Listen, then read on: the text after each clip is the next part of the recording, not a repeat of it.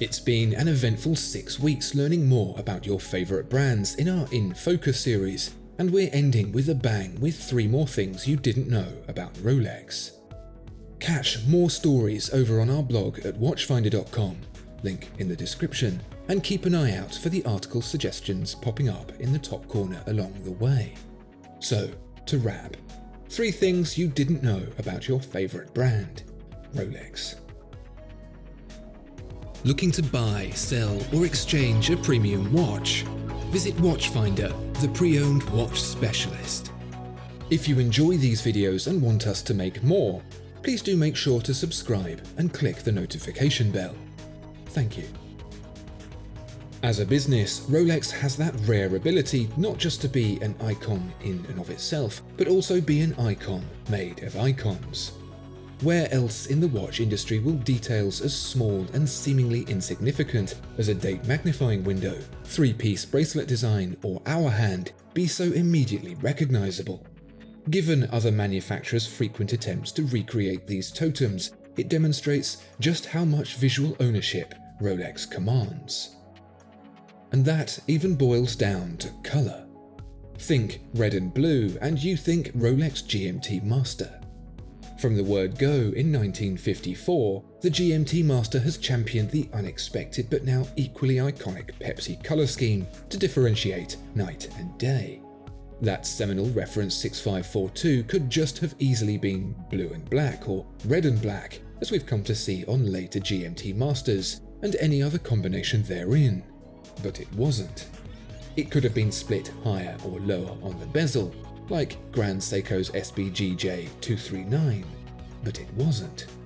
Those seemingly arbitrary colours and placements, designed in collaboration with Pan Am pilots for contrast and readability, set the benchmark upon which all other GMT watches would be based.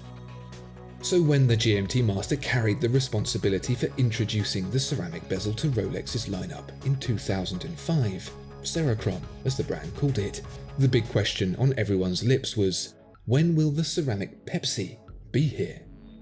There was no question of if. The fans demanded it. For a long while, there wasn't even a 2-tone ceramic GMT Master. We had to wait until 2013, 8 years later, to get the now famous, but not as famous, blue and black. What gives?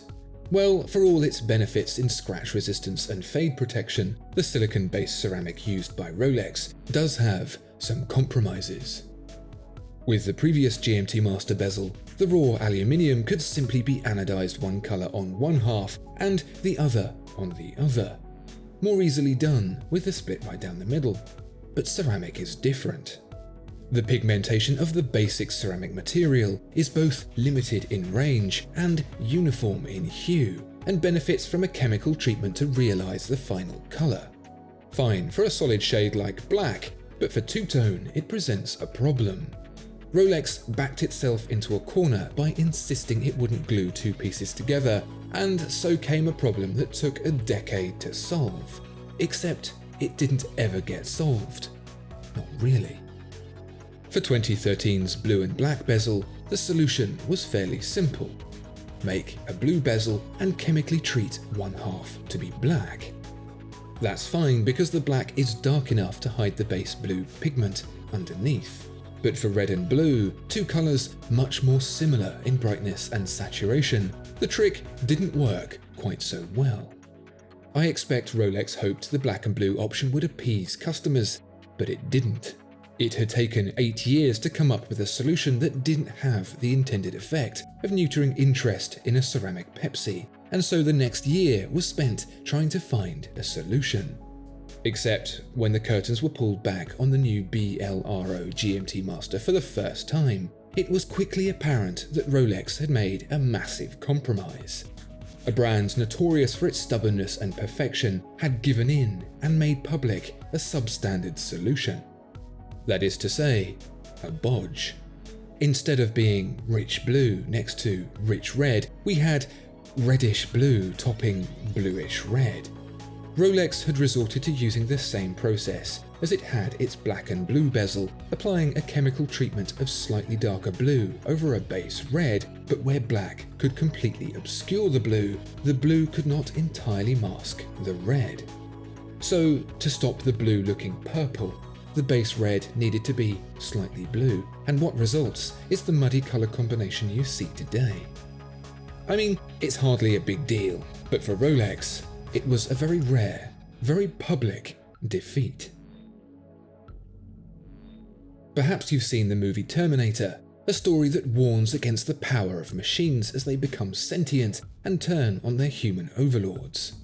With technology, and in particular artificial intelligence, looming closer than ever before, it's certainly a topic of conversation that has evolved from the false hope of James Cameron's future career to a genuine concern.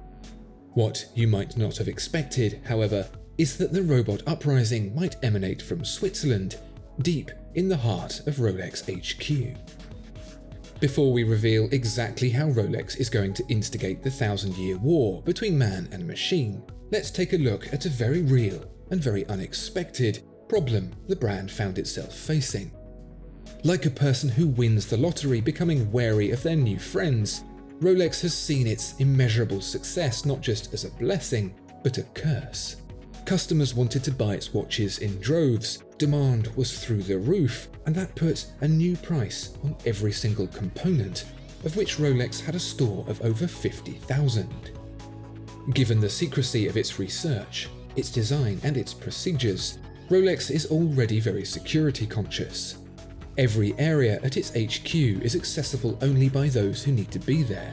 Every computer is unlocked with a fingerprint. There's a trace of everything that happens and who made it happen, right down to the last component. So how exactly do you keep track of 50,000 components, stop staff skimming a piece here and there? Simple. Make sure no human is ever allowed into the room where those components are kept. Accessible only by a select few, and requiring iris identification no less, the Rolex stockroom is one of its biggest secrets. As deep as it is long, the 12,000 cubic meter cavity is only navigable by robots. Travelling along 1.5 kilometers of track, racing back and forth and up and down to fetch over 2,800 components per hour, these robots collect and deliver exactly what's needed, exactly when it's needed. It's this automation that not only keeps sticky fingers off valuable components, but also allows Rolex to hit its estimated output of some 800,000 watches per year, operating its own version of the just-in-time model popularized by Japanese carmakers. Configured with the sequential watchmaking assembly process, where an individual completes one task repeatedly rather than building an entire watch, it makes Rolex an unstoppable force in production efficiency and stock allocation. That is, until the uprising. Perhaps you've heard the story about how Rolex got its name, how founder Hans Wilsdorf was struck by inspiration one day on a coach ride in London, where he claims a genie whispered the name Rolex in his ear. A few days later, he registered the name in Switzerland. Founded 3 years earlier in 1905, Rolex had previously traded under the name Wilsdorf and Davis, Alfred Davis being his brother-in-law and co-founder, almost often with no name at all, the jeweler selling the piece insisting on its own name gracing the dial instead.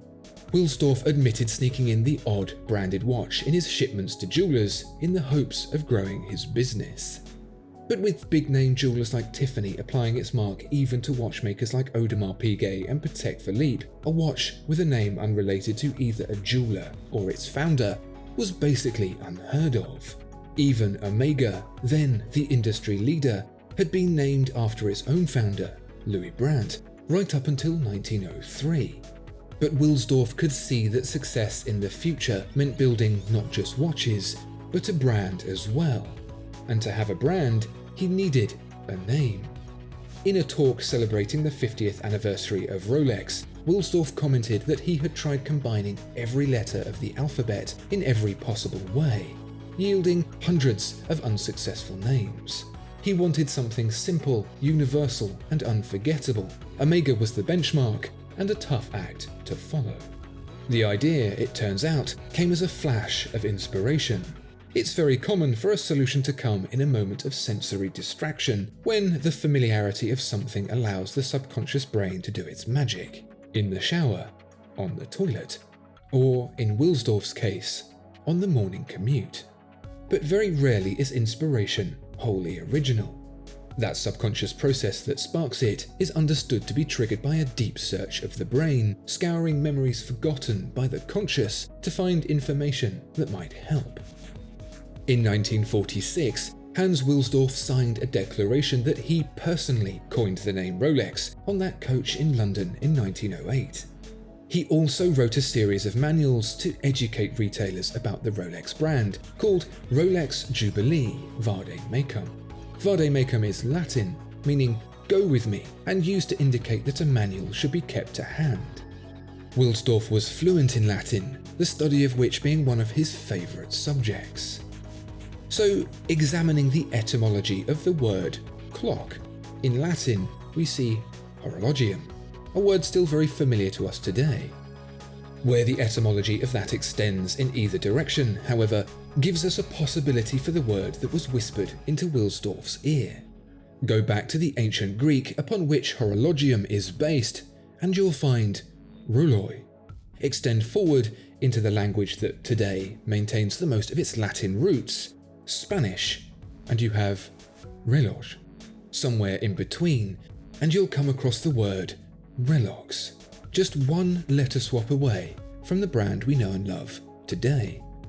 Perhaps when Wilsdorf referred to the genie, he was actually referencing the Latin derivation of genius, his own genius having subconsciously delivered the word that would make him famous.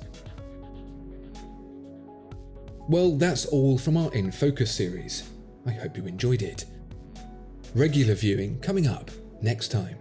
In the meanwhile, it would be great if you checked out some of the articles we've got over on Watchfinder.com. Link in the description. Make sure you're subscribed for the next video coming along very soon. Discover more exceptional watches at Watchfinder. Thank you so much for watching this video. If you enjoyed it, please do consider giving it a like and subscribing to the channel. If there are any watches you'd like to see featured, please let us know in the comments below.